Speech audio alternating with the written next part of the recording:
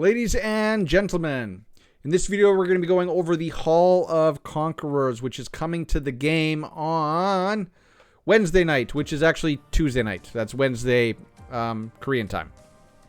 So I had started to talk about this content in my patch notes video, but that video is already 20 minutes long and there was a lot to it. So I thought I would stop that video right there and I would start a dedicated content video just on the Hall of Conquerors. So let's dive right in. Okay. I've already gone over some of this at the end of the patch notes video, but we're going to go over it again. So, CM tips. So, community manager tips for the Hall of Conquerors. So, the Hall of Conquerors is going to consist of 3 dungeons. And this launches again tomorrow night after reset. So, Tuesday night, North American time after reset. You can challenge each one of them with an appropriate strategy to earn rare rewards. It's the new material that was mentioned in the patch notes. Don't know what it really does. It's like Memoriam or Memoratorum something. Didn't really explain what it does. It says you can like summon somehow using it. We'll see. Heroes previously used on another dungeon cannot be used again, like of these 3 dungeons, requiring basically 3 teams you're gonna have to build for these 3 new dungeons, which is awesome. It's awesome. We're getting 3 dungeons. You can challenge the dungeons again at any time to set a new high record using the reset record feature. Try out different strategies and team combinations to achieve higher damage. Okay, I like this. I really like this. This is a good mechanic for this kind of content. So this is what it's going to look like when you go into the forbidden area or whatever it's called. It's going to look like this, and I'm assuming it's going to be this one or one of these totals on the side for each boss, and then you can see this is probably a total time or a total damage across all 3. Can't tell what this means. These are trophies, so you can see what people are using. And then these are the rewards. But when do the rewards pay out? Does it say? It doesn't really say. Hopefully it's not for the season. Although knowing these guys, it's probably for a season. But a season can be a week. Like PvP Arena is a week-long season. So it could just be for a week. Right there. You can see it. 6 days. It's really small. You can't probably see it, but you can see the timer says 6 days and 15 hours. So this is probably going to be on the same seasonal rotation as the Coliseum Arena, which is nice. Nice. We're getting some week-long PVE seasonal content. Consists of 3 dungeons, each with a different boss. The goal is to deal the highest damage possible to the boss by deploying a team that can tackle that boss. Heroes previously used on one dungeon cannot be used on another dungeon. So all of them are going to be different. We'll go over because they do recommend what heroes you should build for these, which is nice that they're just giving you those recommendations. Each season, which lasts a week, rewards are distributed based on each cleared tier and then each tiered clear and overall rankings. So these. And then this one's overall at the bottom there. Okay. This is the Penvid boss. Hall of Conquerors Season 1 boss quest. Steel Flanked Penvid. So, at the start of battle, he's going to gain this piercing wound for the rest of battle when attacked while not protected by a barrier, similar to the current Penvid. He's going to take additional damage equal to 50% of the attacker's attack per hit up to 8 times. Because if you don't know, Tristan can hit a whole bunch of times, and the new Caliburn Arthur can hit up to 8 times on his S2 when he has the Stygian buff.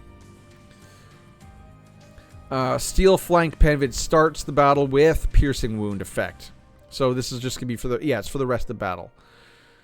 This effect characteristic is to take additional damage proportionally to the number of times the hero attacks. So it's more so about the amount of hits, but it is still based on the attacker's attack, right? So you want 3, like, it's going to be Kay, Tristan, and Arthur. And they're going to recommend Brennan as well. So this is what Penvid gets. He gets a 21 hit barrier. So you're going to have to get through 21 hits. So Tristan already can get through a bunch of those. Kay can get through 5 on her basic. And Arthur can get through 8. So it's 13. So you can get through this pretty quick. He's going to have a 40% chance, only 40%, Chance to gain crit rate increase 3 for 5 turns. 40%. Okay. So he can miss this? That's interesting. Fully charge his attack gauge. To protect itself from it. So, to protect himself, this Penvid uses a barrier, and then he's going to target the hero with the lowest HP. So, luckily, Brennan can give a shield to the hero with the lowest HP if he's in a Frost Relic. They're going to recommend a Fire Relic because that gives a barrier to everybody. And he's going to apply Recovery Disruption to basically kill you as quickly as possible. When challenge him, it's important to quickly destroy the barrier. No shit, Sherlock. Make a team that use multi-hit heroes. And then have somebody capable of handling Recovery Disruption. Which, when I initially read this, I thought of Anya, because Anya has a cleanse that can get rid of the Recovery Disruption. I think. Because it's a debuff, not an abnormal status. I don't know which one clears abnormal. One clears abnormal status, one clears debuff, so I'll have to look at Anya. But they're not even going to recommend Anya. Oh, so Steel Flying Penvid is of a storm element.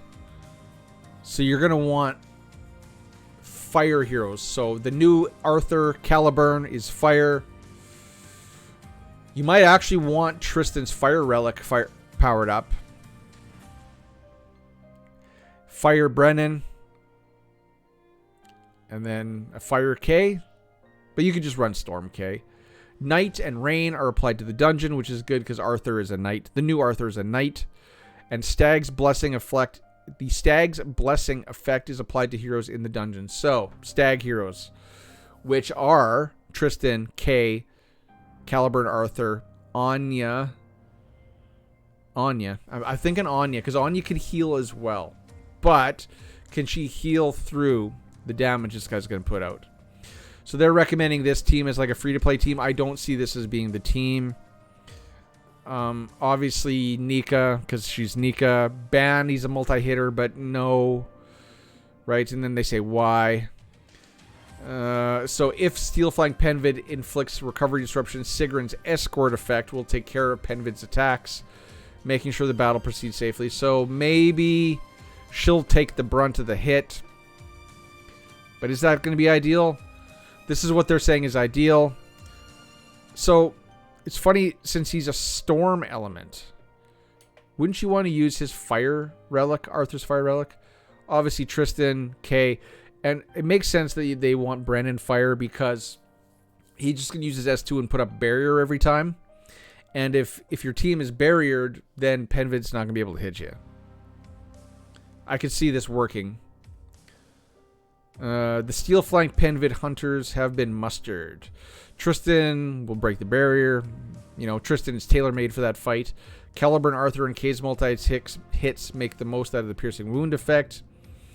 If you protect the heroes with Brennan's barrier, you can surely aim for high scores. So that's what I will try first.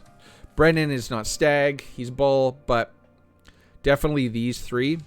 And then I think if you use Anya, they might die too quickly. I can understand why they want Brennan in here. Alright, next boss. Hunger. Or Hrungnir.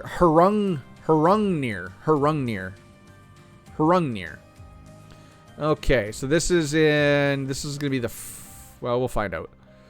So, his passive, when attacking, he's going to gain overwhelming fear for the rest of the battle, which is attack speed up, damage taken down. Counts as a buff, so you can cleanse it. If you do not have Blessing of Conqueror, 100% to gain Blessing of Conqueror. So this is the boss. So he's going to give himself at the start of battle. This target is immune to abnormal status effects. Duration increases, so you can't push or increase the duration of effects. And a leech effect, which I wonder if leech effects are dots. Almost sounds like dots. So he's going to give himself this and this. So this guy's going to be immune to abnormal status effects. Okay. And then his other passive, when the target dies, meaning us, our team, he's going to basically get a free turn. Gain damage dealt increase 2 for the rest of the battle. Woof. Ouch. So you do not want to die. So he gains a buff with each attack and is capable of reducing the challenger's hero's attack gauge and vigor. Ooh, ouch. When a hero is defeated, he gains, damage dealt increase. So you have to stay alive. Make a team capable of removing buffs. So I can't think of who strips buffs other than, I think Florentius can remove buffs. Well, we'll see who they recommend. Active skill. Remove all Blessing of the Conqueror, which he's going to get at the start of battle for himself, and charge attack gauge by 100%. Ouch. 100% chance to prepare Blazing Destroyer. Attack all enemies 3 times. 1000% of attack. Oh, man. So additionally, he unleashes a powerful attack at regular intervals, but before this attack, he dispels his abnormal status immunity. Try including a hero capable of inflicting abnormal status effects while he is vulnerable. What would you want? Like sleep stun? Again, I think that's Florentius can do that 100% freeze. He's a flame element. Okay, so he's flame. He's not shadow or whatever. Which I thought, given the graphic earlier. Or no, the other one I don't know about. So, Hunger, or Hunrungir, he's a flame element. And it's day and heat. So if he's flame, that means you want to bring in ice. Ooh, Florentius ice. Which I do have. Serpent's Blessing is in effect. Okay. Recommended team. This is not the advanced team. So, obviously, they're saying Frostlot for freezes. Fire. Yeah, you don't want to bring fire. You probably do want a Frost. They're saying Wind Morgan, Frost Iwi, Frost Jillian. Okay, Lot and Morgan are capable of various abnormal status effects, making them reliable choices to stop his powerful attack. Okay. Morgan's passive is useful as it can remove buffs. Oh yeah, Morgan Frost can remove buffs. And just for passive on the S2 can just remove buffs. Okay. You might want Frost Morgan in here instead. But we'll see, because she does remove buffs regardless, but her Frost one can remove them every turn. Morgan's passive is useful as it removes buffs, and Iwi is the best possible container for Serpent's Blessing. Okay. Use Jillian to help keep your opponents alive. Obviously, you want to use Nika in here. Frost Nika. Just use Frost Nika. And giving them opportunities to attack, creating a steady battle flow. So, obviously, because they're saying you can maybe reduce his turn meter. Now, the recommended team is full Serpent team. Okay. I don't have Frost Ceres. But I got a Fire Ceres. Frost. Yeah, this is going to be the ideal team. All serpents, obviously. The venomous fangs of deadly snakes shall target Hunger. Nika neutralizes his attack gauge, or neutralizes the vigor decrease, because she can keep giving your team vigor, and guarantees their safety and guides the front line. Ceres is capable of removing buffs. Yes, she does that. She does have the buff explosion. And dealing damage at the same time. So obviously you're going to want not wind, you're going to want ice or fire. Paired up with Iwi, she controls the battle with the power granted by the Serpent's Blessing. If used correctly, Morgan's Sleep, which is her S3 on wind, can be a reliable way of preventing his powerful attack. So you can just keep him slept the whole time. Okay, makes sense. Interesting. I got both those teams. So far. I don't know why I forgot about Morgan as a buff stripper and Ceres as a buff stripper. Cool. And then Talos. There are no hidden tricks when it comes to challenging Talos. He relies on powerful attacks and solid survivability. So he's a tank that hits hard. The key to defeating Talos lies in not having a specific strategy, but rather on a combination of heroes you have and how to use them. Build your exclusive optimal combination and defeat Talos. So he is a neutral element, no environmental effects, And there are no set effects or faction effects applied at the start of battle. So this is basically the favor dungeon boss without a head. Okay, take down this creature, your discretion, and they're not giving us any teams. So that's kind of cool. All right, let's check out this video.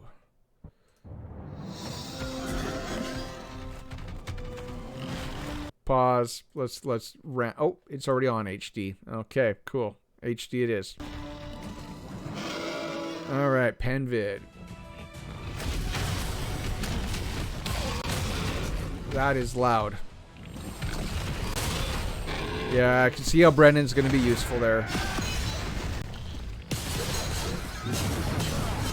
Oh.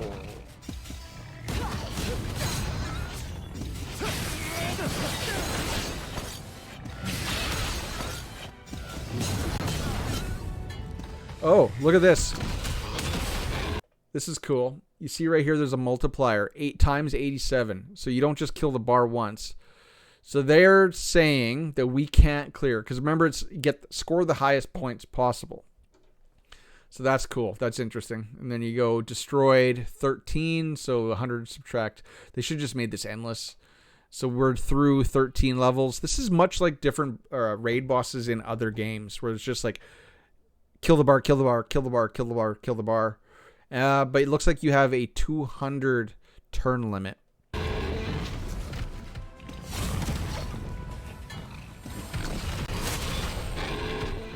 You didn't. So obviously Fire Brennan putting up all the barriers. Yeah. I can see that working. Alright, let's skip.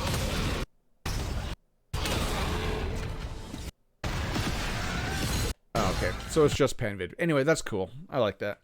That's very, very cool. Very, very cool. So, ladies and gentlemen, that is my coverage, or my initial impression of, what's this called again? Hall of Conquerors, which this wasn't included in the roadmap. This is just content that they already had in the pipe, I guess. So tell me what you think about Hall of Conquerors in the comments section below. And I will catch you in the next one, ladies and gentlemen. Cheers, peace. Oh, wait. Cheers, peace. Bye-bye. Outro. Here we go.